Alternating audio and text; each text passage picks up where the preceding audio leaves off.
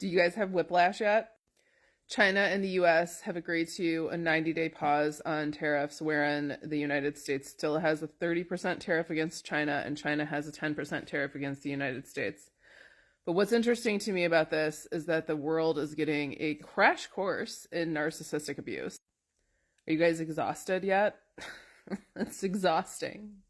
You can't count on anything, not as long as he is alive and in charge of this country. By the way, the likelihood of this changing again within the 90 days is very, very high. Very high. And you can see people also just like scratching their heads, trying to understand what is this radical shift with his policy towards Israel.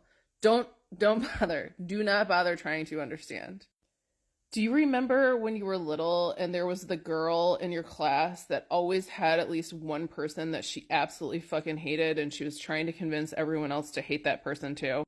This is just that, okay? And do you remember how confusing it was when suddenly the person she hated was now her best friend, and then they hated someone else together and tried to convince everyone else to hate that person too?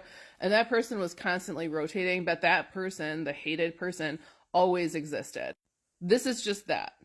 So China and the US could be besties for a few days, and then they could hate each other again, and then he could hate Russia, and then maybe he's besties with North Korea, and then now he fucking hates North Korea, and then he's besties with Israel, and now he hates Israel. Just don't, I mean, honestly, it would be really great if we could all just nap through this entire process. Wake me up when it's over.